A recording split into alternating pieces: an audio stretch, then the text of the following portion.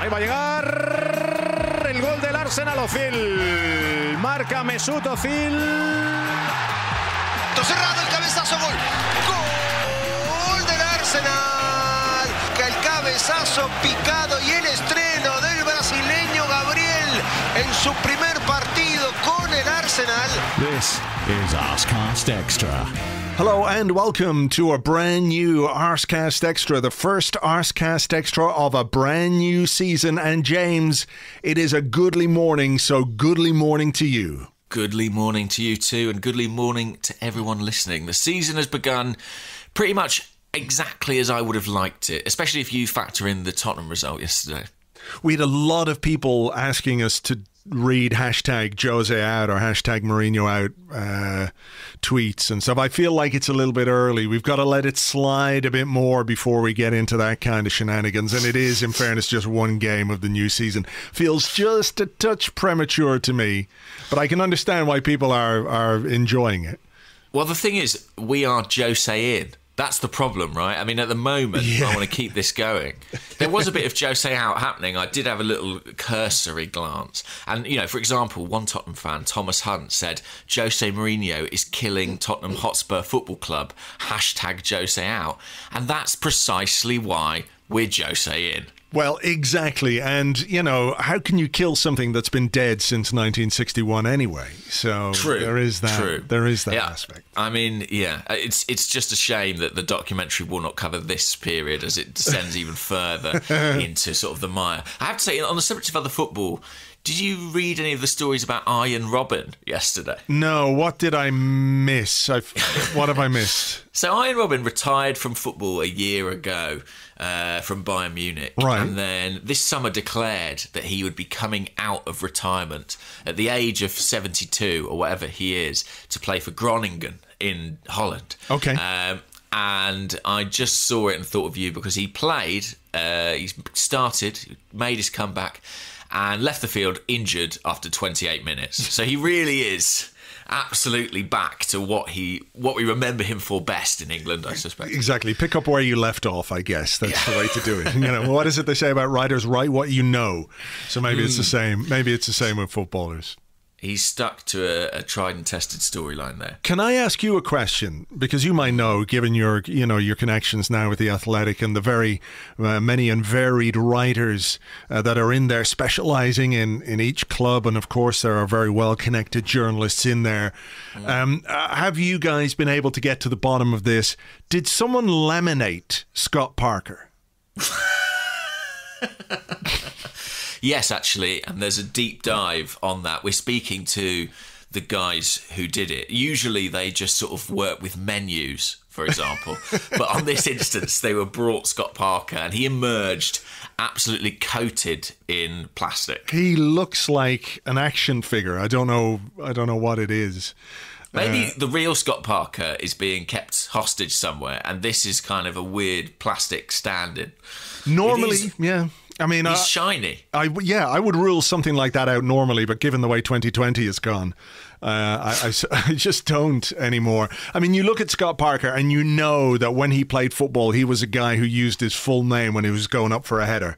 Scotty Parker's ball! Yeah, of course. The longest version of his name, Scotty. Scott Wilson Woodrow Dermot Manfred Parker's ball!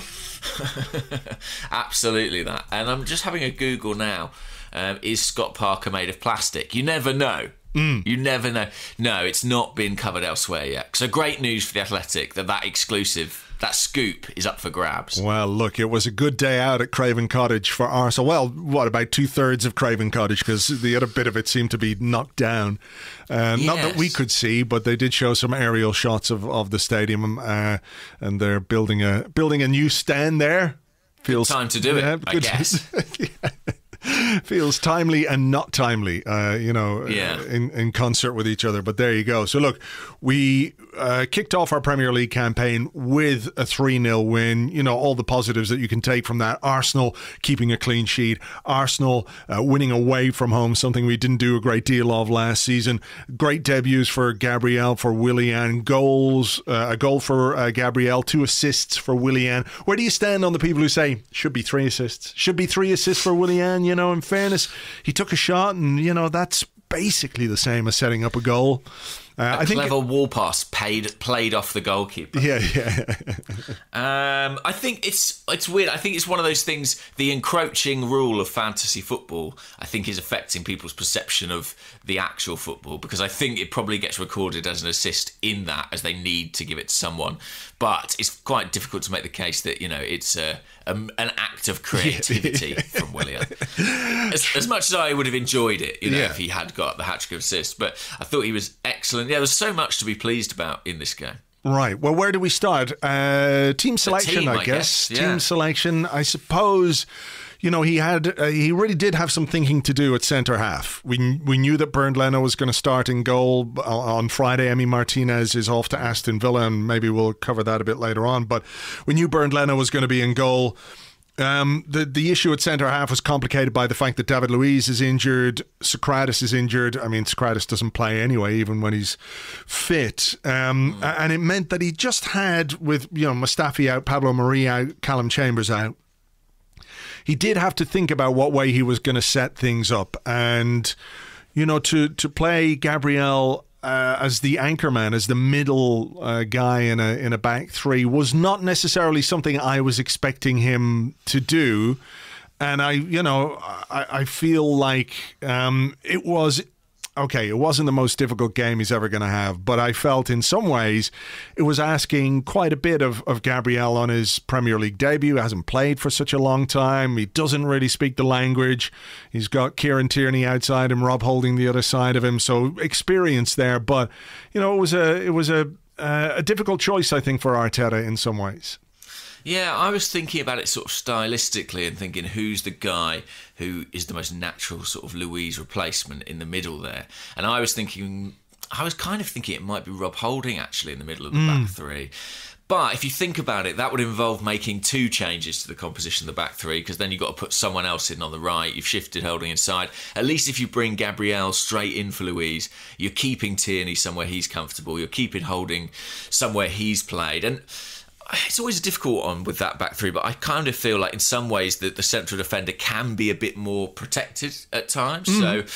So maybe there's that in Gabriel's favour too. I mean, it was one he had to weigh up. He took that decision. Interesting as well that he didn't go for Saliba, you know, and that Saliba wasn't involved. I think that maybe tells you a bit about how they're kind of managing his introduction.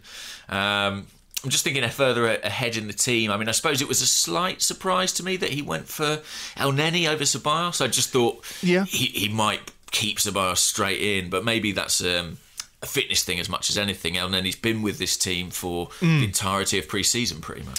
Yeah, I mean, I think one of the things to point out is, you know, when we play the system and when we use Maitland-Niles on the left-hand side, you know, this is not a new observation or anything like that, but he does tuck in quite a bit into midfield. And if you look at Gabriel's heat map, it's pretty much traditionally what you would see from a left-sided centre-half. In possession, it was a 4. Yeah. You know, so he was next to Holding. Exactly. So, you know, a lot of the time, you know, he was kind of in a back 2, you know, nominally anyway, in terms of where he was positioned on the pitch. So that probably left him feeling pretty comfortable.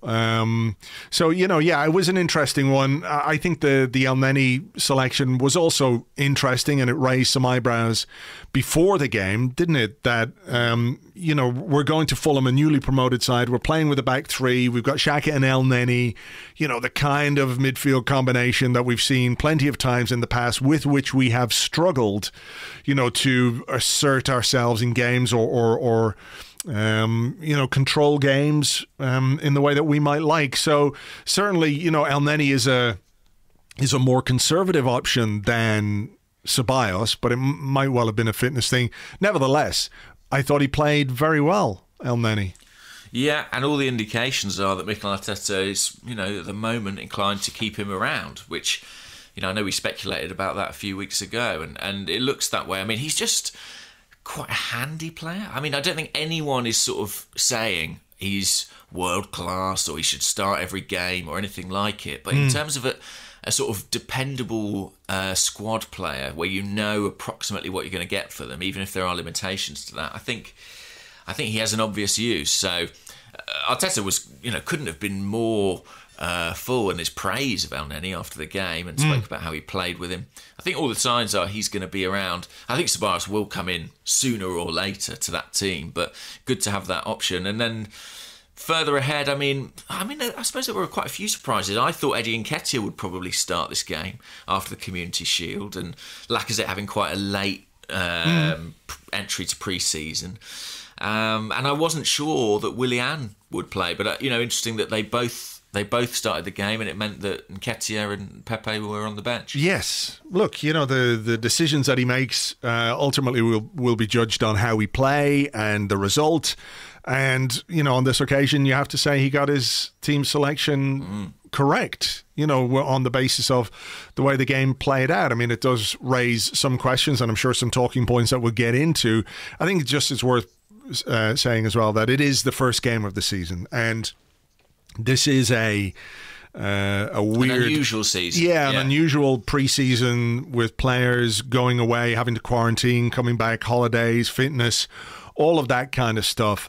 It's too early, I think, to start looking at things and being definitive. In a few weeks' time, if we're starting to see certain patterns in team selection, then I think there are wider points to be made or wider discussions to be had. But, one game in, it's very difficult to read too much into, the team selections that he has. I mean, if you're being completely cynical about somebody like Elneny, for example, and I agree with you, he's a useful squad player. There's a lot of football to play this season, too much football to play in a short space of time. We are going to need a deep squad. There are still question marks over others, but at the same time, if he's a player who has reminded some potential suitors of what he can do and might attract a bid, maybe there's an upside there as well as, having somebody who can come in and perform consistently. And I think we have to be mindful that there are layers to things like this. It's not simply a question of Elneny coming back in and being, I'm not sure it's just about bringing him back into the squad and into the fold, even if I can see why Arteta is happy to do that. I think there are other factors. Very possibly. I mean, look, Emi Martinez played the Community Shield and it looks like he's going. And, I think there are lots of players who would have for sale signs above them in this squad, and he would be one. And depending on what Arsenal do in the market, he could yet move. I just think, it depends on who goes out, doesn't it? It depends on who goes out. And if someone like Guendouzi, for example, if he leaves, Elneny's a sort of decent allegory for covering that part of the pitch.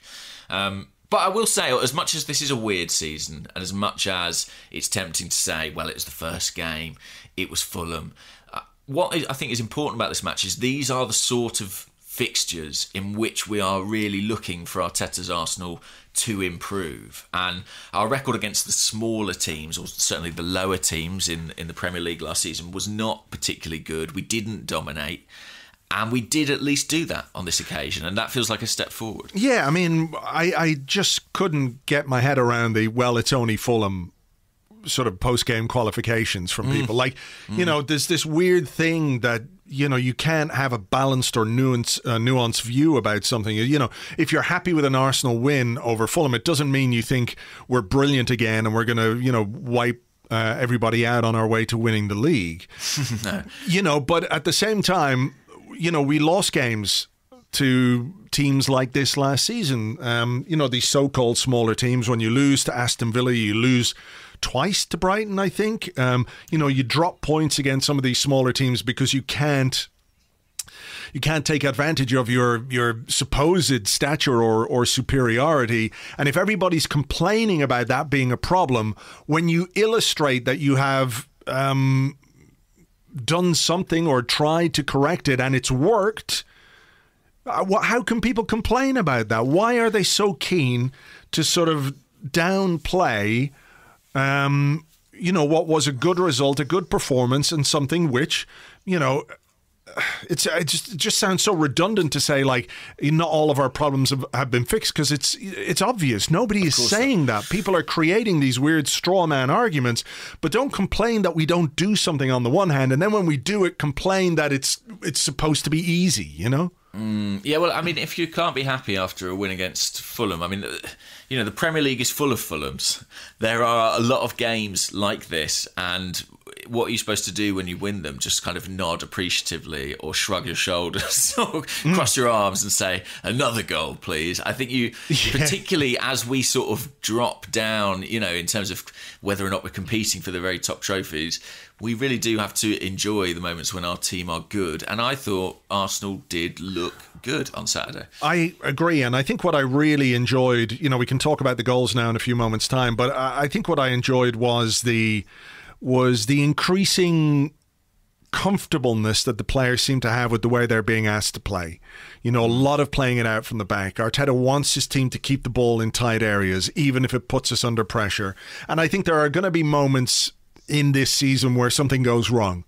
You know, I think it feels inevitable that something will go wrong at some point when we play like this, because, you know, there is an element of high risk to it, but it very nearly did on Saturday. Well, yeah, I mean, the very early incident with Gabriel and Leno and Maitland-Niles, and whether it was a misjudgment or a miscommunication or whatever it was, you know, that was a big moment in the game, because if Gabriel had been involved in that kind of an incident, which had cost us a goal within 2 minutes, you know, you know what the reaction would have been like, and you know, what would it have been like for his confidence on his debut to be involved in, you know, I'm not saying it would have been 100% his fault, but, you know, the spotlight would have been on him for a goal against Arsenal within 2 minutes of starting the new season. Just the optics of that and the way it would have changed the complexion of the game and the way we would be thinking about things right now is very big. So we've got to give a huge amount of credit there to Bernd Leno, who made a really important save. He did. You know, and look, I know we've all loved Emi Martinez and what he's done over the last few weeks, and rightly so, and everybody is quite entitled to feel good about that. But I think we ought to remember that when that incident happened against Brighton, there was a sort of outpouring of dismay, because Leno had been so good for us, and it was like, well, what do we do now? If he's going to be out for 9 months, you know, as was the fear, we are going to need to buy a goalkeeper. There weren't too many people saying Emi Martinez is the guy who's going to step in and do the job. You know, which doesn't mean we can't change our opinions on his ability to do that based on what he did. But, you know, Leno had been a big player, and I think that was a really important moment in the game, and I think Leno deserves a lot of credit for it. It was a really timely reminder of his quality, and it kind of came flooding back to you in that moment. Oh yeah, this guy bailed us out multiple times last season. I agree with you. You know, Martinez has been fantastic. I love how I've corrected my pronunciation of his name just the as weekend that he leaves. But you know, I think that a bit of recency bias was always part of that conversation, and also. There's a real romance to Emi's story in terms of being in the shadows for 10 years and stepping out of them and looking so good. But Leno was, I think, as good for the vast majority of last season. And that was a big moment for him. And he came through it. The team came through it. And like you say, for Gabriel, huge as well, because he departed that match with a clean sheet, as goal scorer, a really successful debut, and the narrative around it could have been very, very different. I think another interesting aspect of Gabriel's performance is just how involved he was on the ball. And I know some people have said, well, look, he wasn't the most progressive with his passing or anything like that, but you know, I think there's a time and a place, and I think on your debut, you know, to come in and be basically the fulcrum of the team's at the back, you know, in terms of passing, the top four pass combinations involved him. He had more touches than anyone else, more passes than anyone else. You know, it speaks to, I guess, an assurance from his new teammates that they trust what he can do. They won't have had very much time with him on the training ground, really.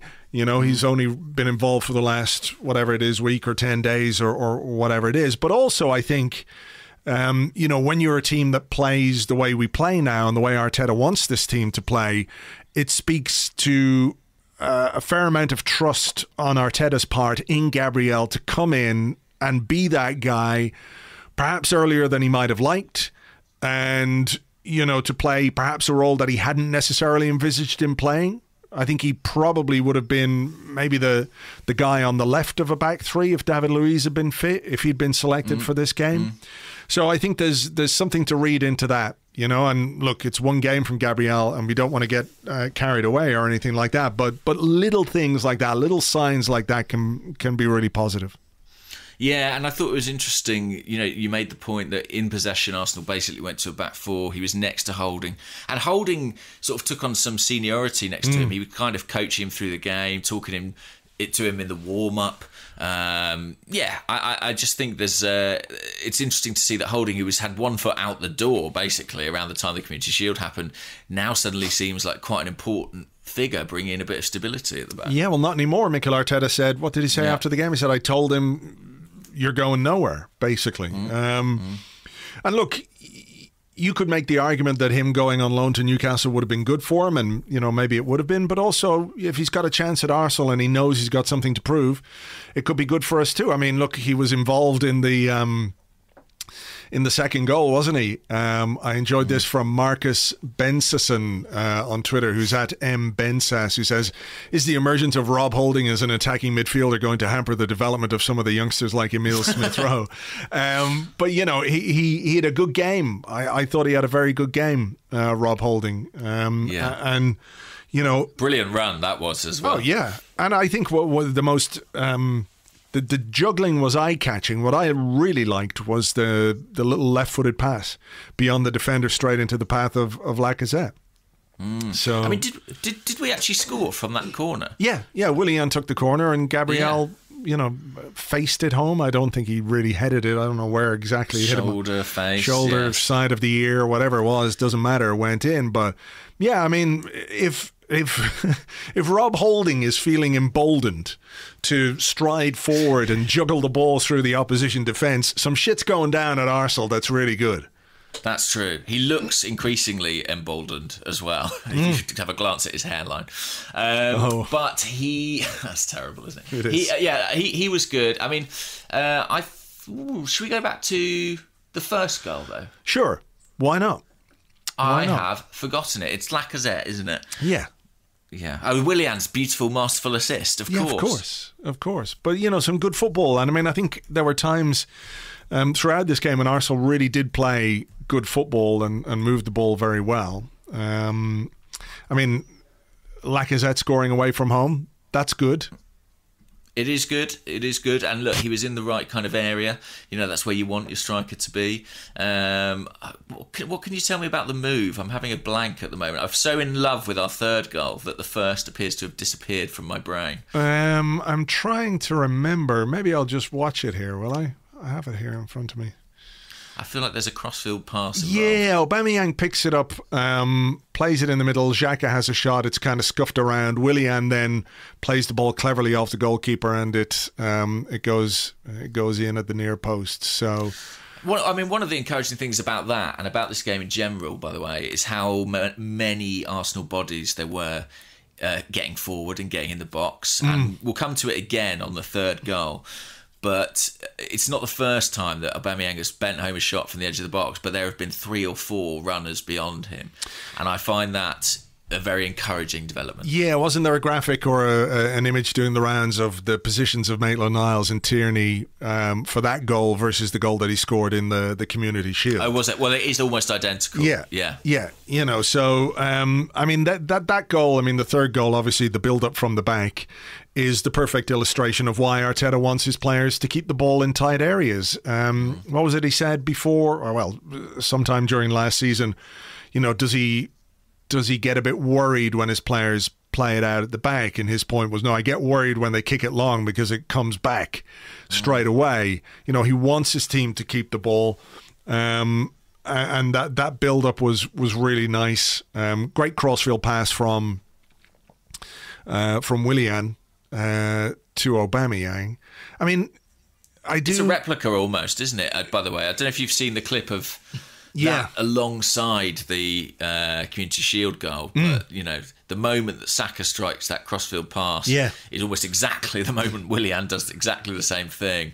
And perhaps more interestingly than that, the pattern play to get out from the back is almost identical. And some of these players play their role in it really effectively. Mohamed Elneny, people say what they like about him, but I think that he has shown in both those goals an ability to take the ball under pressure and keep it, which I don't necessarily think we would have anticipated from him. I think Hector Bellerin, his passing in both moves is pretty accurate and pretty effective, and I think that's probably an underrated aspect of his game. Rob Holding, we've spoken about, as growing in confidence.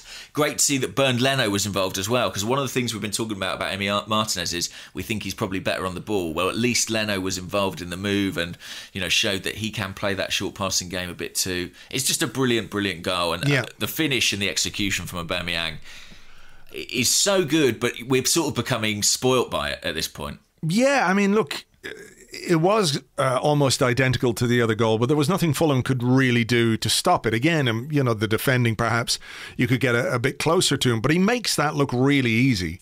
He makes it look easy. It's just an amazing ability he has to score goals that aren't easy and make them look so effortless. You saw him pick the ball up and you went, well, if this opens up, I kind of know what he's going to do here. And he did it. I don't know what else we can say about Aubameyang and his goal scoring other than it's fucking brilliant. And you can understand why the club are so keen and have been so keen to tie him down to the new contract. So, look, nice football. And I think you're seeing things happening on the pitch. Dare we call them automatisms when you're talking about the patterns of play that are seeing us work the ball out from the back. Players who are, I think, being drilled on the training ground how to do this. And we're seeing it in matches. It's not jazz, to borrow Philippe Auclair's phrase. It's not pure improvisation. We've literally seen, we talked about it last week in training videos, these patterns of play being developed, being hammered into the players so that when they're under pressure, when there is a man 2 yards away, when they've only got a second on the ball, they can resort to those patterns. They can just, rely on what is becoming instinctive to them. And it's a sensational goal. And I loved it, to be honest. Yeah, brilliant.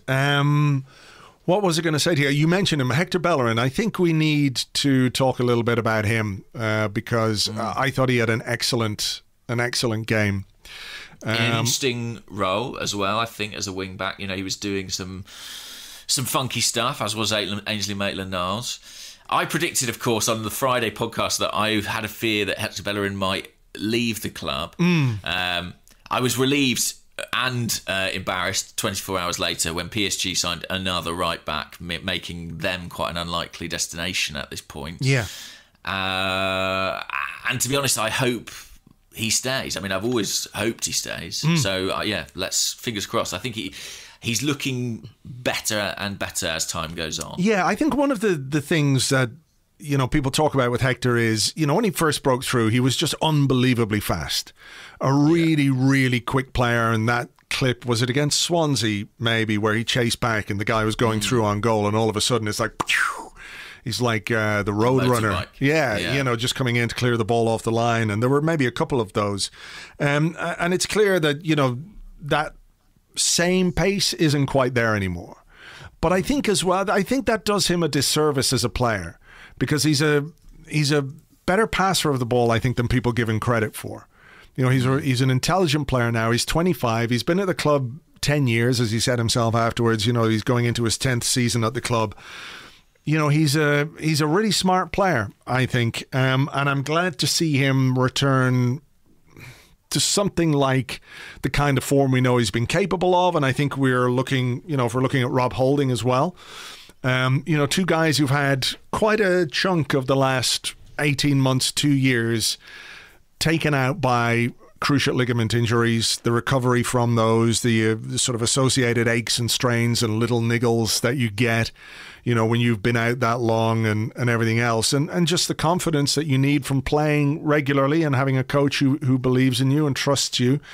And I think what we're seeing from Hector is, progression towards the kind of form that made him, one of the most... how would you say it? She was quite sought after. Man City wanted him. Pep Guardiola wanted him. Yeah. So I think it's a really positive thing for Hector. Did it say something to you that not simply that he started, but that Cedric wasn't even in the squad? And I don't mean, I'm not slagging off Cedric or anything like that, but I think there's something quite emphatic in that. Well, I think it's going to become increasingly harder for someone like Cedric to make the squad simply because we've gone back to 7 subs, haven't we? Yeah. And if you look at the Arsenal squad and the versatility of some of the players in it, I'm thinking of Ainsley Maitland-Niles, who could fill in at right back if needed. I think even Rob Holding at the start of his career played out there. It becomes less necessary to include someone like Cedric. I think he'll play in cup games here and there. But, there's a clear gulf in my mind between what he and Bellerin can do. And I think you're right to make the point that his pace was so evident, so defining, that I think it occasionally has led us to overlook his more technical qualities and the fact he has such a good technical grounding from La Masia and then coming into Arsenal. I mean, when you watch the third goal again, he receives a pass under real pressure. I think it's from Granit Xhaka in the right back position. He hits it, I think, off the outside of his boot first time into Elneny in the midfield. It is a really, really remarkable piece of retaining possession, given the pressure he is under. Then Arsenal break away. And when Aubameyang curls that in the top corner, Hector is well beyond him. I think he's the furthest man forward pretty much with Maitland-Niles. So it shows the engine is there, the speed is coming back. I really, really hope that he sticks around for this season at least. I think in the longer term, I think I can see that Ainsley Maitland-Niles and Bellerin might be a bit of a clash on that right-hand side. Maybe only one will triumph there. But for now, I want Bellerin in that too. What was I going to say to you? Yeah, we've talked about Gabriel and what an impressive debut he had, and we have touched on some of the things that Willian has done. But I mean, what did you make of his first outing in an Arsenal shirt? I mean, did we play in that kit just to sort of make him feel a bit more comfortable? I thought it was a very grown-up performance, and I think that's the sort of the big takeaway from it. It was very assured, very professional. Didn't give the ball away. I think he had one unsuccessful pass, which for a player who's operating ostensibly as a kind of winger is really unusual. I thought he did an interesting thing where he not only would he go outside at times, which is one of his strengths, but he would come inside. I mean, he was wearing the number 12, but he looked a bit more like a number 10. He operated in central spaces. He and Maitland-Niles kind of, along with Xhaka and Elneny, formed a bit of a midfield square. They were always available as an advanced option in central positions. I just looked at it and I thought, well, this guy is a proper professional. He's an experienced Premier League player, and that's the advantage you have. You sign someone who's comfortable in this league, comfortable in this country. They arrive and they hit the ground sort of running. Yeah, what did you think? Well, yeah, I thought he was very good. But, like you say, that's kind of why you're bringing in a 32-year-old. He doesn't need time to settle. He doesn't need time to get used to the league or the pace of the league or the style of football. He's been in the Premier League, been there, done that, worn the T-shirt. It's a pretty horrible T-shirt, but there you go. I think that is what you want. To use a phrase which has had its meaning changed over the last few days, but he's kind of oven ready, isn't he? He is. Sure. He is ready to go and ready to slot in. And I think what was interesting was just how at ease, how comfortable he looked in the team and with the teammates. And there were moments, which I think in the second half, which I thought were really interesting, was he sort of hugged the touchline and Bellerin moved inside, almost like an old-fashioned inside right, if you like. He was in positions where he might be able to take up the ball and go forward with it, and clearly instruction again. So there's something interesting about the way that he gives maybe just a little bit more balance to the right-hand side than Nicolas Pepe.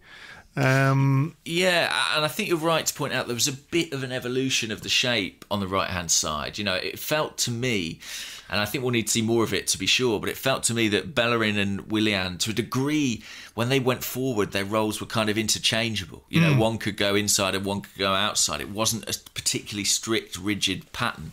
And I think Willian, he's just very, very suited to that. I mean, he's got good set-piece delivery as well. I mean, it's tempting, isn't it, to give Andreas Jorgensen credit for the second goal, but I think it's probably got more to do with the fact if you have good set-piece delivery and you've got a 6'3" guy in the middle of the penalty box, you might get a goal out of that.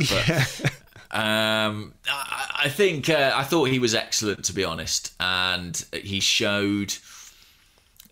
all through this pursuit and all through this signing, the point has been made for very obvious reasons. We understand why it's been foregrounded and why it's been made. Look, Mikel Arteta wanted this player. But when you watch this game, you sort of had to sit back and say to yourself, well, I can kind of see why. Yeah. Good debut. And I think when you look at the heat maps as well, it's quite interesting to note that Hector Bellerin was further forward on the right-hand side than Maitland-Niles was on the left. So, that bias, that attacking bias down the right-hand side. We've tended to be a bit left-sided because obviously Aubameyang is down that side. So that's interesting as well, just maybe to not put doubts in the minds of other teams, but to have that kind of variety or that versatility in terms of how you attack is very interesting. I mean, anything else on the game itself? No, I mean, I suppose we should mention the little brief moment in the warm-up. What did you make of that between Nketiah and Ceballos? They were all smiles on Instagram stories afterwards. Right, well, there you go. Look, shit like that can happen. In warm-ups, in training, the kind of stuff that happens all the time in training that we don't get to see or don't get to hear about, and anyone who's played football can attest to the fact that sometimes you can get a bit cranky with one of your teammates. It doesn't mean you hate him or anything like that. So, especially if you're fired up. Yeah, exactly. So, storming a teacup for me, really. Stuff like that always looks worse in the 10, 20-second clip that you get, But Ceballos seemed to have a couple of little goes at Nketiah, didn't he? And look, if they're all smiles afterwards and they've made up and they're friends, that's kind of the end of it. Yeah, I wouldn't. It never looks good, but it happens everywhere. Yeah, exactly. There are much worse things to be worrying about at this moment in time. Before we go to part two, though, I just want to talk or ask you very quickly about William Saliba, who didn't feature at all, wasn't in the squad, and afterwards, let me see, Mikel Arteta, I have the quotes here, where he said, I think it's going to take him some time to adapt to our way of playing, but also to get adapted to the language, the rhythm, the physicality of the country as well. We have to bear in mind he didn't play much football last season with all the injuries he had. So I think it'll be a process. We've got to be patient. When a club like Arsenal goes out and spends £28 million on a player, a teenager, and they want him so badly, they're willing to spend that much money and also agree to a loan back to the club that they're buying him from. Mm-hmm. You can understand why expectations are high. It suggests that this is potentially a special talent. But at the same time, we do have to remember that he is only 19. And in a position where, if you make a mistake, as we almost saw with Gabriel, it can be really damaging to you. So I didn't really raise too many eyebrows about the fact he wasn't in the squad. What about you? No, it doesn't surprise me massively. I mean, I asked a couple of questions about it and basically heard back that he's not ready. And you can interpret that any way you like. But from what Arteta's saying, it sounds like, tactically and technically, they just don't want to drop him in the deep end. And you make a good point about they wanted him so much that they would allow him to spend a season on loan, but also the fact they allowed him to spend a season on loan suggests they knew even then perhaps that he wasn't necessarily ready, that they were buying this guy for the future, and that's a kind of mid-term, long-term future rather than immediately. And the signing of Gabriel, takes the heat off him. a little bit and is someone with a bit more first-team experience, a bit older, who can step straight in. And I actually think that keeping Rob Holding around is probably going to mean that Saliba's introduction is slower, because they're probably in competition for pretty much the same space in the squad as far as I can see. And, Holding is the more experienced man. He's the man in possession. I'm sure we'll see Saliba in, we play the League Cup pretty soon, don't we, against Leicester? Maybe that will be an occasion. Or if not, it'll be a Europa League game. We will see him. But I like that he's not being rushed. I think it's sensible. He's still really, really, really, really young. And that's fine. We've got other options now. And in Louise, Gabriel, Holding, we've got options that I'm sort of relatively comfortable with for the time being. Yeah. Look, patience. If he's going to be a big player for us, he'll be a big player for us. And he is only 19. He's got lots of years ahead of him, hopefully, in an Arsenal shirt. So I know there's always an anxiousness, isn't there? When you get a new player in, you want to see him straight away. You want to see him perform straight away. But the reality of his situation is, I think, they are going to have to be gentle, if you like. Yeah. So you want to see him when he's ready. That's when you want to see him. Yeah, exactly. Because, football fans these days are so tolerant and patient of mistakes that I'm sure, indeed, if he made a couple, people would be very understanding and what have you. So look, okay. Fulham 0, Arsenal 3. What a good way to start the season. We are top of the league as it stands. Still a little bit of a way to go before we can... but having the edge at this stage is important. We've got one over the chasing pack. Goal difference. I'd rather be out in front. Rather have points on the board than have to try and catch up. All right, we're going to take a break. We will come back with your questions and more in part 2 right after this.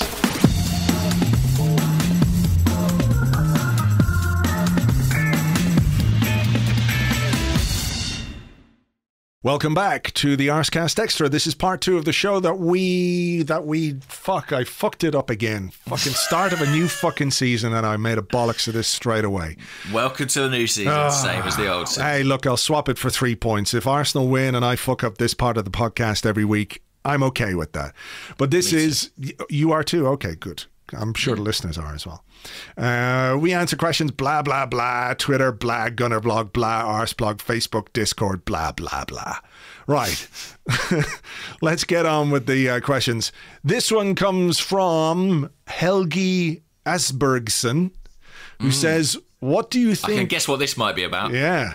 What do you think about getting Runar, the Icelandic keeper, as backup for Emi Martinez? Win-win for Arsenal, I think. Really cheap buy. We could use the money for a midfielder like Awa or Partey. Don't let it influence you guys that I am from Iceland, he says, with a smiley emoji. But maybe he's just trying to lure us into a false sense of security. I don't know. Anyway, what do you make of these stories linking us with a player who is called Runar Alex Runarsson? Well, they are true insofar as Arsenal are definitely interested in this player. And they looked at this player about 2 weeks ago quite closely, and there were some conversations between the clubs. Actually, the feedback I had at the time was that Arsenal didn't want to do it because he wasn't homegrown. And there is a bit of mounting concern about our homegrown quota. Yeah, just on this, sorry to interrupt you, you can go back in, but I did have a question or a comment from Herbie Gooner, who's at Herbie Gooner. He says, I don't think you've covered this angle. The sale of Martinez and probable purchase of a new foreign goalkeeper reduces our homegrown numbers by 1. Any thoughts as to how we'll comply with the rules and the impact this might have on transfer strategy? So maybe that's a wider point we can come to in a moment, but just keep going on the goalie. Yeah, so I think that they really wanted the goalie to be homegrown. David Raya, actually, although he's Spanish, came through Blackburn's academy, so he fit the bill there. But they have been met with a firm no from Brentford consistently. They just sold Ollie Watkins for £1 billion to Aston Villa. So there's no need for them to sell him at all. And now they seem to have gone back to Runarsson potentially. Apparently in the last couple of days it has accelerated a little bit. The only thing I'm slightly wondering is if he might be second or third choice, simply because Matt Macey is not much longer for Arsenal. I think that he sort of made that clear, I think, in his interview with The Telegraph, but we also know that. I don't know. Clearly, we need to strengthen at goalkeeper. I mean, in theory, bringing in a guy who is relatively experienced for an incredibly low transfer fee. I mean, Renarson, we're talking about £1 million. Makes a degree of sense if he's good enough to be the number 2, which I have to say at the moment I don't really know, to be honest. Yeah, I don't either, having never really heard of him before yesterday. Sure. Which I'm sure is true of a lot of people, but obviously not our wonderful Icelandic listeners. He's been capped for Iceland, he's played 5 games for them, and he did play for Dijon a fair bit. I mean, the connection is Iñaki Caña, the goalkeeping coach. Yeah. They worked together at... Is it Norgerland? Sorry, everyone, for my pronunciation of that. Who are... I'm not going to try and... Basically, Brentford's sister club, effectively. And Iñaki came from there to Brentford. And, they've remained in contact. I mean, I can understand a goalkeeper coach wanting to work with people he knows and he trusts. But I also have this slight thing in my mind of sort of in the week that, Edu said Arsenal were going to take a more data-led approach to recruitment, is just sort of signing the keepers that Caña happens to know necessarily the best plan. I don't know, is the answer. Yeah, I mean, look, there's an element of, I suppose, trying to use somebody's expertise or knowledge of players who might be flying under the radar. Sure. But whether that is the right strategy long term. I mean, Edu did say very clearly last week when he was talking about recruitment, he said, I want to work a lot more with stat DNA. It's very important. So, we know that it can be used in different ways, but certainly identifying potential recruitment targets is one of those ways. So whether that's, this is a guy that has been... Maybe he profiles brilliantly on Stat DNA. I don't know that for sure. I don't know. Yeah. I mean, let me ask you about it from this point of view. Would you be, and let's bring in the sort of sale of Emi Martinez into this, which is sort of about to go through. Would you be kind of comfortable with the idea that Arsenal would take 20 million for Martinez, spend $1 million on his replacement, and bank that 19 million to use elsewhere? Look, again, it's very difficult to say 100% when you don't know anything about the player that you're potentially bringing in or how good he might be. The other thing, by the way, to add into the mix, by the way, is that although Macy's probably going to go if they can find a buyer or someone to take him, there are a couple of young keepers in the academy. Well, that's what I was going to say to you. There's Arthur Okwanko and also Karl Hein as well, who's been capped. Yeah, I mean, he's only 18, but he made his debut for Estonia during the last international break. They really like him.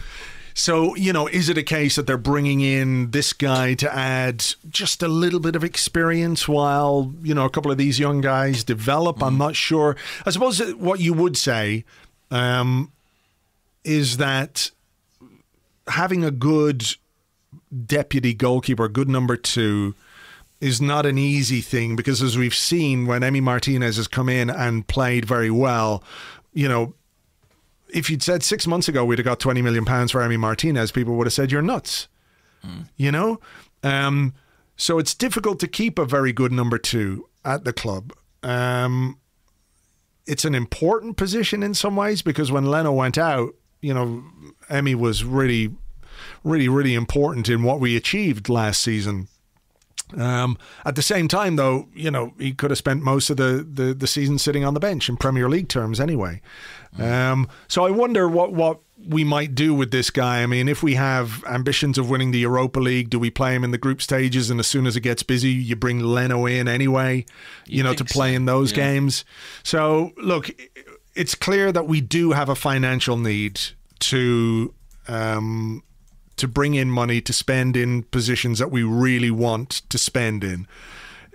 It didn't make a huge amount of sense to me that we might get £20 million for Emi Martinez and then spend 75% of that convincing Brentford to sell us David Raya, that didn't really make any sense to me either, even if Raya might be a more reliable option or a better goalkeeper, based on his experience. So I think there might just be a situation where you have to kind of cut your cloth accordingly. And if we're bringing in, look, would people be okay with us going out and bringing in, let's say, a veteran goalkeeper on loan to deputise for Bernd Leno? Somebody who's 34, 35, 36, you bring him in on loan, he's not going to do much apart from play the cup games anyway. How much different is it than bringing in somebody like this guy? Yeah, it was interesting. Fulham signed Alphonse Areola, didn't they, from PSG, 2 days before our fixture. And he was actually offered to Arsenal as an option, and they didn't go for it. But he's 27, has played plenty of football, capped for France. That's the sort of signing that a loan deal like that, to me, would make a load of sense for Arsenal, just to provide experience cover. Leno is recovering from a relatively significant injury. Who knows? He might pull something, anything. You can pull a muscle taking a goal kick. You've seen it happen enough times. You do want someone there you can rely on. So I think you're looking for backup goalkeeper. I think you're either looking a loan signing, one summer. Do you remember we signed Viviano? He came in on loan and just sort of barely ever played. I think. I don't think he ever played. Yeah, don't think he ever played a game. He was Mark there. Poom, we signed on loan as well. And then signed him permanently. Yeah, and actually that was a pretty good signing because he was about 35, had loads of Premier League experience, wasn't ever needed to really play, but if he had to, he was there. I do think experienced, players towards the end of their careers can be a decent option in these situations. Because having sold Martinez, I kind of agree with you. In a way, what was the point if we would go out and spend that money on another number 2 keeper? Yeah. I know the player's wishes had to be taken into account, or what the player wanted as a factor, rather, I should say. I think it was ultimately the defining factor. Yeah. You've found out on Friday he wasn't playing, and then it suddenly we are where we are. Have you kind of made your peace with him going? Yeah, look, I can't begrudge him this kind of a move at this point in his career. He spent a long time at Arsenal as number 3, couple of seasons maybe as number 2, and I like everybody, I thought he was great, and I really like him. He seems like a great guy. But when you're 28 years of age and you've spent that long in your career not playing regular football, I don't know how we can begrudge him a move like this. How can you fault his ambition to take advantage of a situation where his stock is as high as it's ever been? He's getting a move to another Premier League club. He's going to be made the number 1 there, probably. He is going to get a very significant pay rise on top of all that. So as much as I would have loved Arsenal to keep him and maybe to fight to keep him a bit more, we don't know if they did or they didn't.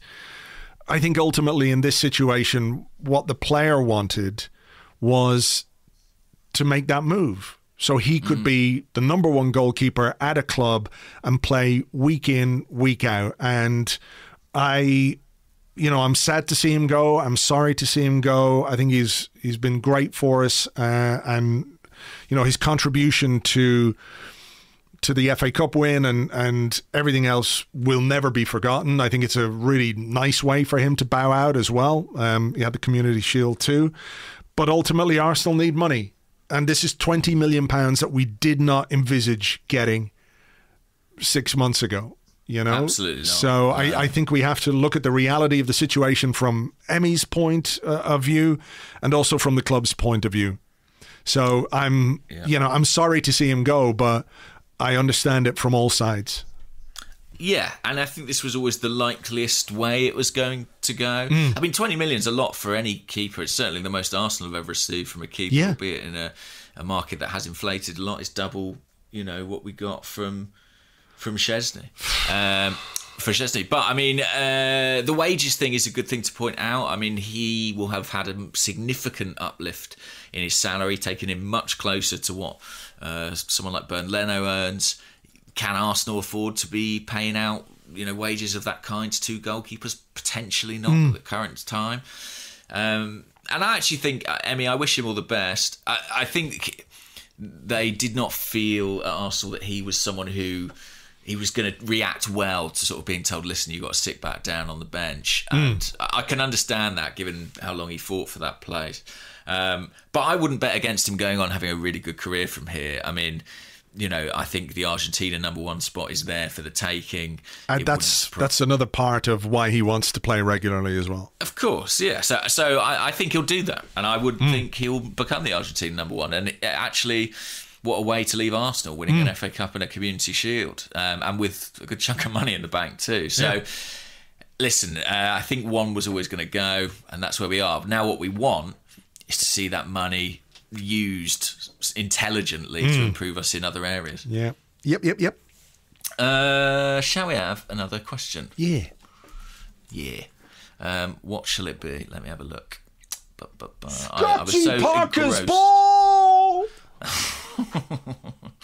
Let's have this question from Josh Robinson 87, who says, where does Bukayo Saka fit into this team? I'm not concerned, but Ainsley Maitland-Niles has gone ahead of him at left wing back. Pepe and Willian now play right wing, and Aubameyang plays left wing. Where do you see Saka fitting in? Good question. I am not 100% sure anymore. Where does he fit in? I mean, I think there is a role for him in that left wing back spot for sure. You know, he played really, really well there for us last season. But where exactly he's going to fit in, I don't know. I wish I knew. It's one of those questions and one of those things that I'm very curious to see how it plays out over the course of this season. He was our leading assist maker last season. So, there's real talent there. There's real potential there. Absolutely. But quite where he fits in the team right now, I don't really know. No, I mean, it's tricky. There's lots of positions he can play, as we know. Left back, left wing, right wing, central midfield. I'm fascinated to know what the plan is, because there obviously has to be a plan, but what is it? Yeah, if I had to hazard a guess, I'd say that the plan is left wing. That would be my guess. But, maybe the plan is that he'll become the left winger on a permanent basis by the time Aubameyang's out the door. It could be the case. It's not really a kind of like-for-like swap, though, in fairness. No. If you've got a really high-scoring guy coming in with his right foot from the left-hand side, I'm not sure necessarily you swap him for a guy like Saka who's not going to be able to play the same role, obviously. I mean, the same would apply to Gabriel Martinelli to an extent. In that, you'd look at him if he was fit right now and wonder where the starts were going to come. I think that Saka probably will have maybe it's a bit like the Saliba case, where as exciting and brilliant as he is, he doesn't necessarily have to play every game, and maybe his development will benefit from operating in different areas, and maybe we'll find his best role. I agree, like you. If you look at this team now and say where does he fit most, it's left wing back. If they're playing the shape they're playing now, I think it is left wing back. But we've not seen him do that loads in this shape. I remember a game at Southampton where he did it, a couple more maybe, but it's generally been Tierney, Kolasinac, Maitland-Niles who operated there. So just sort of going back to that question, I just remember we didn't quite cover the homegrown thing. I mean, do you think that it has to be a consideration in terms of what we do and how we do it? Yeah, so here we go. Currently, we have, I believe, this is thanks to @AFC_source, so thanks for doing the homework for us. Arsenal don't have a squad that meets Premier League requirements. We have one too many non-homegrown players, and if we were to bring both our and Partey, 3 non-homegrown players must leave. You don't have to register under 21 players, but you can if you need to up your homegrown quota. In terms of well, the thing is, we don't, as far as I understand it, we don't have to name homegrown players. We can just only name a certain number of non-homegrown players. Yeah. But we are at 17 on that count. Well, I mean, it suggests that some of the non-homegrown players have got to go. Yes, but when you look at that list, Socrates is on it. You'd think he would be a go. Torreira. Right? Torreira, that's surely a go. Kolasinac, I think, given that we're talking about the sort of wealth of left-back options suddenly, if you can move Kolasinac, I think you probably do. Yep. So that would be 3. And that's without mentioning... Guendouzi? After that... Yeah, that's well, without he's mentioning... under 21, is he? Or is he? He's under 21, so he doesn't have to be registered. I'm just looking at the rest of that list. I mean, Mustafi? Maybe. Mustafi, maybe. There was some talk about interest in him. I mean, Leno staying, Tierney staying, Gabriel staying. Cedric, I wouldn't care less, but he's just signed. Mustafi, maybe. Mari, just signed. Louise, staying. Kolasinac, we've said. Torreira, we've said. Xhaka, staying. Ceballos, staying. Elneny, potentially. Might have to be a sacrifice there, yeah. Mesut Ozil, good luck, everybody. Willian, staying. Pepe, staying. Aubameyang staying, and Lacazette seemingly staying. He was quite emphatic, wasn't he, afterwards about how happy he was, and Mikel Arteta similarly spoke about how happy he was with Lacazette, which is great. Yeah, Red and White Gooner asked, with Laka looking like he's staying, do you think we will see Eddie stay as well? Well, I mean, that's something that Arteta said, was that, he wants them to scrap it out, to have that competition with each other. And he said whoever's best is going to play. So it doesn't sound like they're planning on moving Eddie anywhere. No. And it doesn't sound like they're planning on moving Aubameyang, does it? No. Apart from, to a pedestal on which he will sign his new contract, and the Arsenal fan base can metaphorically, of course, jizz their pants. Yeah, the build-up has been quite something. One long lap dance from Pierre-Emerick Aubameyang. But I think Eddie and... I mean, Arteta sort of implied they were kind of neck and neck, didn't he? He said, Lacazette is ahead of Nketiah at the moment, and then he sort of corrected himself. I was like, wow, kind of level. Yeah. And I actually think it's such a physically demanding role, and I'm not sure that's Lacazette's strength at times, that we do need them both, definitely. I mean, the only issue is... the contract situation with Lacazette. And if you're a club that is looking to raise funds, do you have to make a decision now on Lacazette, regardless of how happy he is, regardless of how much he wants to stay, regardless of maybe in some ways what the manager wants? As a club, do you have to look at the situations that you found yourself in contractually with players, more than once in this kind of situation going into the last 12 months? Is it easier to sell, or, do you have to take a hit? Is the player more inclined just to sit around? I don't mean sit around, but would be happy to play out his final year and then leave on a free, et cetera, et cetera. So I think that is a consideration that has to be spoken about, when it comes to the Lacazette situation, which kind of leads me to this question from the Discord, from Ivanson, who says, what is your view on the manager being more involved in the recruitment process? On one hand, if a manager gets the players he wants, the results might be better. Maybe Emery wouldn't have been that much of a train wreck if he got his 2 big defensive midfielders and left winger. Well, maybe. And he said, for example, Ancelotti signed 2 midfielders he knew previously, and Everton's midfield looked cohesive after 2 weeks of training. On the other hand, if the manager leaves, you might end up with a group of players that only he likes, which goes against future-proofing the club. So what are your thoughts on this? And I suppose the thing to touch on here, of course, was the announcement at the end of last week.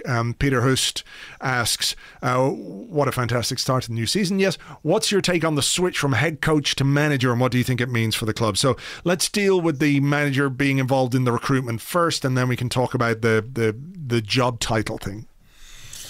It's a really good point, because the manager, the head coach's focus, as Raul Senier described it, and it was his kind of org chart, ultimately, his model, was very much a short-term focus. His focus was the next game. How do I win this match for Arsenal? And consequently, it's inevitable that you're just thinking about the players you have right now. And if you think about Arteta, he kind of demanded, look, I want Aubameyang to stay, even though he's the age he is and there's a potential argument for, developing the side in a different direction. He wanted Willian, even though he's 32. And the responsibility of the technical director is to provide a kind of mid to long-term view and make some of these decisions almost on the head coach's behalf in that previous structure. And I suppose there's something very logical about that, because it prevents you getting into holes like the Lacazette one we've just touched on, where you've got a player who goes within 2 years of a contract, but the manager wants to keep him around. It means your £50 million investment might end up leaving for nothing. So that is a slight concern. In terms of sort of the job titles, I do feel like the hierarchy has flipped. I do feel like Edu's gone from being one of Arteta's bosses to kind of working for Arteta. I mean, I don't say that with a great degree of intelligence, but just the way in which the model's been described, it suddenly feels like Arteta is at the centre of it, and Edu's role is to kind of help him get what he wants. I don't know if you felt the same, but that's how it looks. Yeah, kinda. There was this sort of clear demarcation beforehand, wasn't there? There was a head of football and there was a head coach, and ultimately the most responsible person in that setup is the head of football. And he's gone. We got rid of him, and I'm happy enough about that. The technical director, I really suppose it depends on what is your long-term vision for the club, or do you see Arteta as being part of the long-term vision? Like, is the style of play that Arteta is going to use, is this going to be the Arsenal blueprint from here on in? And if so, the technical director, can get on board with the kind of players that can play that way, regardless of who is the manager. I think you're right. Look, what's really obvious is, the first iteration of post-Wenger Arsenal didn't work. Sanyehi gone, Gazidis gone, Mislintat gone. Edu, I would say, I'm not saying, well, how do I put this? He's kind of on the coattails of Arteta, if you like. Yeah. Yeah, he's aligned himself with that guy. I think so. It looks that way to me. Yeah, right. And just to sort of be clear, I'm kind of positive about hearing more from him. I mean, there was literally a policy in place where we weren't supposed to hear from Edu via Raul Sanyehi, who didn't want Edu to talk, who didn't want him to expand on what he's doing. And I think if we're hearing more from Edu about what he's doing and what his roles and responsibilities are, that's good. That is a positive thing. So even if it has slightly flipped, or the power is slightly more one way than the other, I think it's good that we're hearing from Edu. As for Arteta, it gives him just officially the kind of authority that he has been behaving. Sounds like I'm being critical or something, but I just mean from the time he's come into the club, and we've said this before, haven't we? He talks like a manager. He acts like a manager. He has the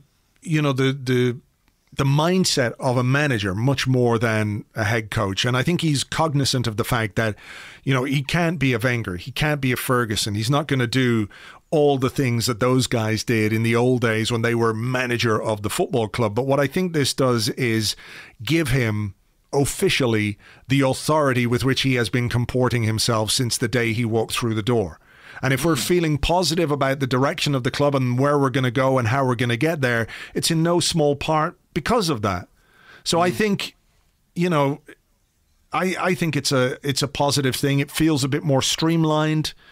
If we've identified Arteta as that guy, who is going to be the future of the club, and he does more than head coach, why pretend that he's just a head coach when he's not?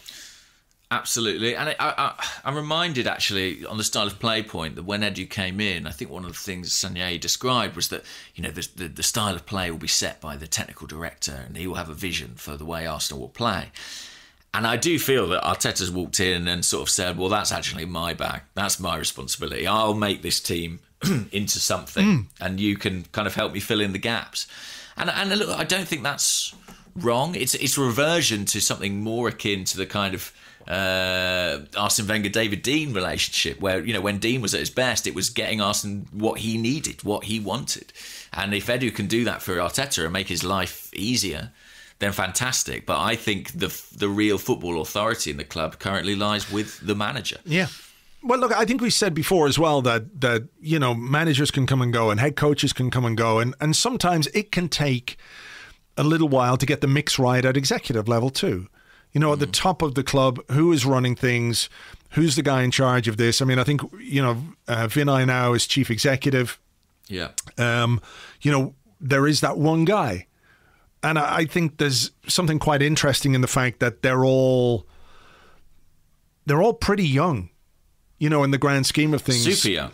You know, Arteta is, 38? Vinay is, I don't know how old he is, 40 maybe? Around Edu, 40, early 42. 40s. Yeah. Who else is involved? Josh Kroenke, of course. Per Mertesacker's Per Mertesacker, yeah. something. You know, so this is potentially, and look, we can't say with any assurance that it is going to work, but what we've got is a structure which has got young, forward-thinking people in it. You know, the age profile of the old board, if you like, was very much the other way. It was, I don't want to say out of date because that sounds a bit disrespectful, but, you know, they weren't young men. And now we have a team of young men who are obviously ambitious and hopefully want the best things for Arsenal and want Arsenal to be successful, and they want to do a good job, whether it's at academy level, Mikel Arteta senior level, and, you know, Edu, Vinay. What a big opportunity they have right now to shape a football club the size of Arsenal in the years to come. And I think that's a very, very interesting part of this dynamic. So, look, I think it's a positive move. Whether it all plays out or whether everything works, we'll have to wait and see. But, you know, if you were calling for Arsenal to be a bit more modern and to have people involved who've connections with the club, who understand the modern game, all of those things, here we are. Absolutely. How about this? Okay, this is from the Discord from Klaus Faust. And Klaus says, given that Reece Nelson is now firmly buried on the depth chart, is it worth considering a sale? Might selling someone of his ilk generate enough funds to allow Arteta to retain those more essential to the squad he wants in Bellerin, Lacazette, Holding, etc.? We had a similar question from Ollie Tucker on Twitter, who said, if Willian and Pepe share the right wing this season, what does that mean for Reece Nelson? Will he get as much game time? If not, should he be sold or sent for another loan? I have a feeling that Reece Nelson will go on loan, at least. On loan. At least, yeah. Look, Willian is playing from the right-hand side. Pepe plays from the right-hand side. We know Reece Nelson can play a bit from the left. And did play a bit from the left with Hoffenheim, didn't he, during his loan? Yeah, and he's done it. He's done it under 23s as well, and he's played centrally as well for them. But as we've spoken about, you've got Aubameyang there, you've got Saka there, you've got Martinelli there. So I have a feeling that Nelson could be somebody who goes out on loan for the duration of the season. I think he could be one of the loan departures, and I think potentially, if there's an offer that's good enough, we might consider it for a sale as well. Yeah, I mean, looking at it, I think that would be the best thing for him. I do think Arteta likes him, by the way. I don't think it's a question of, I agree, yeah. I don't rate him. Yeah. I think he does. I really get the impression he values him and thinks he's a good player. But when you list those options, Martinelli to come back as well, Mesut Ozil in the squad if required, it's difficult to... Well, you know, clearly I think we could afford to let him go out on loan. And I think he might really benefit from that. So that is definitely one to keep an eye on. What do you, just on that right-hand side, do you sort of envisage any issue between Willian and Pepe? Yeah, Desiree on Twitter, at Desinit, said, do you think Willian's performance will have an effect on how Arteta sees Pepe? Like I said at the start, it's one game in, so it's difficult to know if there's something bigger happening or something bigger going on in terms of how Arteta sees his options there, right? maybe Willian was just seen as more ready for this particular game than Pepe was. It shouldn't be forgotten that Pepe finished the season quite strongly, had a great game in the FA Cup final, seems to have convinced Arteta of, his quality in terms of what he, does defensively and offensively. So, I'm not writing off Pepe by any means. I just wonder how, if Willian comes in and makes 2 assists, 2.5 assists, what we call it, on his debut, you don't drop him for the next game. No. It's very difficult to see that happening. I mean, and Aubameyang's sewn up that left-sided role, hasn't he? And then, Lacazette and Nketiah will compete for the central one. When you're playing 3 at the back as well, you don't get to put that other player further forward, or perhaps somebody like Willian or Pepe playing more centrally, which would free up the right hand side. Yeah. That might happen at some point, I think that I don't see Arteta being wedded to one formation all through the season anyway. And I do feel like that is a natural evolution of the side that we might see, that there might be the sacrifice of a centre-half to include an extra attacking player. And Pepe would be sort of potentially the 12th man that wants to benefit from that, Well, I mean, we had a question here from the Gunner Talk, at the Gunner Talk TV, and Tom says, hey guys, the current setup of a 3-4-3 formation looked to be an effective tool to combat offensive teams like Man City, Chelsea, Liverpool, etc., etc. Many then thought we should switch to a back 4 versus teams like Fulham to impose our own attacking threat. However, having just put on a very offensive display using the same 3-4-3 formation, do you think there's scope to maintain this system in the long term, even after possible midfield additions? In quotes, if it ain't broke, don't fix it. Well, as we sort of said in part 1, and the point that has to be continually made about Arteta's formations is that it's only really a 3-4-3 when Arsenal don't have the ball. And as soon as they get it, you're absolutely right to point out, Gabriel and Holding played centre-half as a pair. Tierney stepped out to left-back. Maitland-Niles moved into quite an advanced central midfield role. Bellerin was even pushing on higher than that. So, it sort of went to, kind of a 2-3-5 or whatever it might be, but or more of a 4-3-3, whatever you want to say. It's only 3 at the back when Arsenal are recovering and don't have the ball. So, the chances of them making a formation switch that's, okay, and now we're in this shape and we just stay in that shape regardless of whether or not we're in possession, I think are actually quite slim. I mean, Man City don't, although they have that recognisable 4-3-3 shape, whether they do or don't have the ball affects the way they orient themselves and the way they position. And Arteta's teams, I would expect to do the same. But is there a way of squeezing an extra attacking player in there? Maybe. But at the moment, you would have to say everything we're sort of doing with the current setup is looking pretty effective. So I'm not in a hurry.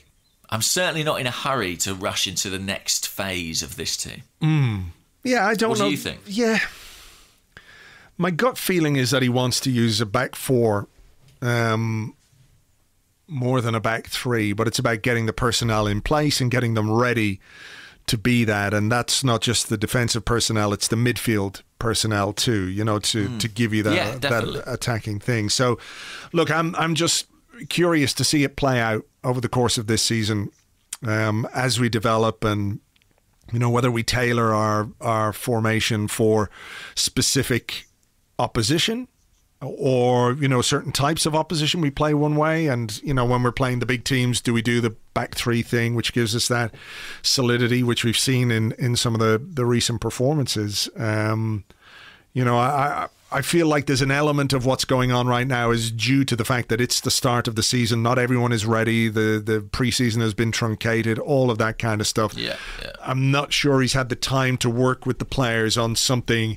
I'm not saying playing with the back 4 is new, but in terms of how he would want them to play with the back 4, it certainly is. And if he is targeting a certain player or players to bring into the team to help us play that way, and we don't have them yet, it makes sense to stick with what we're doing and what we've done pretty well in the last number of weeks. And again, is something we've repeated and we've said a number of times, is that, you know, the idea of three at the back isn't inherently negative, you know? I think one of the more pleasing things about the way we played against Fulham on Saturday was the fact that we were able to create, and, you know, the two deep-lying midfielders, Xhaka and Elneny, both completed quite a number of passes into the final third, which you wouldn't normally associate with them, because what happens when we play against a team like Fulham with this system is that they pick up the ball in the centre and they become the arc of the horseshoe, if you like. So they're the ones who just recycle the ball from one side to the other, to the other, to the other,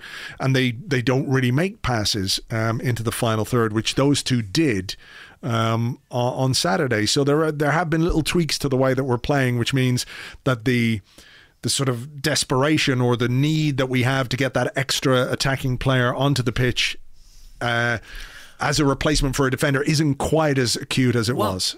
Well, we were getting the players in those areas. That's the thing. Without there being nominally a number 10 or an advanced attacking midfield player on the pitch, Willian was getting in there to pick up the ball. Maitland-Niles was getting in there to pick up the ball. You know, Hector Bellerin was getting in there to pick up the ball. So we had a presence in that area in front of the penalty area where, you know, we didn't for long spells last season. So, you know, that I think is a sign that the team is evolving and developing, even if, you know, when Sky or BT lay the formation out at the start, it looks the same.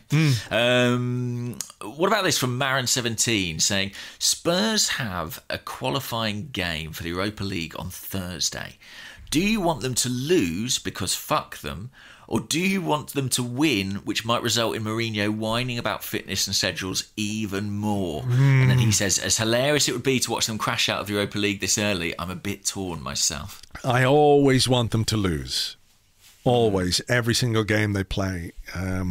But I could see how having to play a couple of more qualifiers would be very annoying to them. So it's trying to find that balance. The dream for me, I think, is that they go out in the group stage, that they have to deal with the travelling and, you know, the fixture list and the stretch squad, and they don't make it through that into the knockouts. That would be, you know, for me. Well, we'll see what happens. I don't want to spend any time talking about Spurs on this particular podcast, though, so fuck them. Okay, let's do this one finally, because we are under a bit of time pressure today. It comes from Tommy Gooner, who's at Willie D91. He says, did you enjoy Martin Keown completely fabricating a conversation between Willian and Lacazette when they stood over a free kick? And should there be a co-commentator whose sole job it is to make up dialogue between players during the match? Now, I watched the match without the benefit, or whatever you might call it, of commentary, so you will have to relay this to me. I can't remember exactly what it was, and I should have downloaded the clip, actually, but I didn't, and I downloaded the game again in Spanish, so I can't quite remember exactly what it was, but he was talking about, like, oh, I'll take this, or my turn here, are you sure about this? Are you sure? You're only new in the club. Here you go. Lacazette is saying to Willian, are you sure you're ready for this? It's your first day out. Ready? I was born ready. Oh, my goodness. That's great. It's good, yeah. It was good. I think, maybe people should be encouraged to kind of, you know, add in the dialogue, especially when players cover their hands, you know? I feel like it's an opportunity for us that's really easy, though. That's really easy. Yeah. They cover the hands. I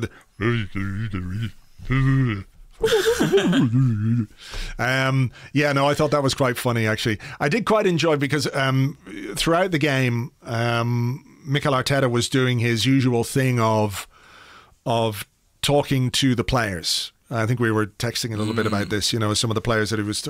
He must have been saying Gabby, but it sounded like Danny to me the whole time, and I was going, he's on the bench. Ceballos is on the bench. There's only so much he could do. Yeah, just furiously running on the spot. Yeah. But, you know, he was talking to Hector Bellerin in Spanish, and he was talking in English, and he was talking in French, and, you know, he was... Scottish to Tierney. Yeah. Putting on the accent. Oh, brilliant. I can't even think of anything he might say in that circumstance, but it's a funny idea all the same.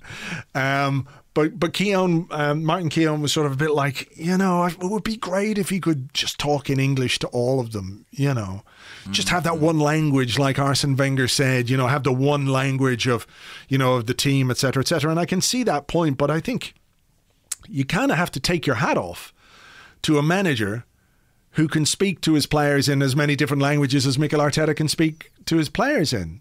Oh, it's amazing. He does a lot of shouting in Spanish. I wonder, are genuinely some of his instructions in Spanish? Because you hear him shout fuera a lot, which means out. Fuera, fuera. And I don't know whether he's shouting it just at Hector or everybody. I think he's doing it to everybody. Yeah. I think there are certain sort of key trigger words that he does in Spanish. Yeah. I'm looking forward to getting into a ground this season and having a proper listen to it, because it is amazing.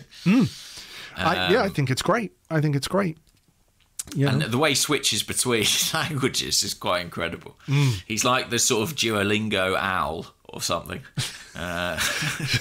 Google Translate in human form. Exactly. They have made the machine with the perfect hair and all the languages. Yeah. All right. Okay. Well, look, we'll leave it there for this week. A great way to kick off a new season. Hope you enjoyed the game on Saturday and hope you enjoyed the podcast as always. Thanks for listening, subscribing, and all the rest. Oh, how many points did you get in your fantasy football? Oh, well, I know I had Mohamed Salah as captain, so I got a fair chunk. I think I got about 70.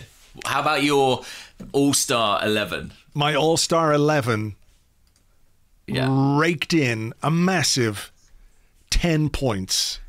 That's probably more than you were planning on, to be honest. I was absolutely gutted, I have to tell you. Who ruined it for you? I don't know. I haven't even looked. I'm so disgusted I can't even look in their digitized faces on the screen. But on the plus side, in our Patreon members league, which is now closed to new entries, but I did give you all a warning, there are 1,244 people in the league. Wow. I am 1,244th. So come on, the season has got off to an amazing start for me.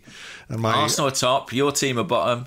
Just can't get any better. Be going better at this point. Yeah, absolutely. All right, well, look, we will leave it there. We'll have some stuff for you midweek. We're going to be doing a tactics podcast with Lewis for the Patreon members, so keep an eye out for that. I'll give you a shout, in all the usual places for that. For now, though, we will leave it there, and we will catch you on the next one. Bye-bye.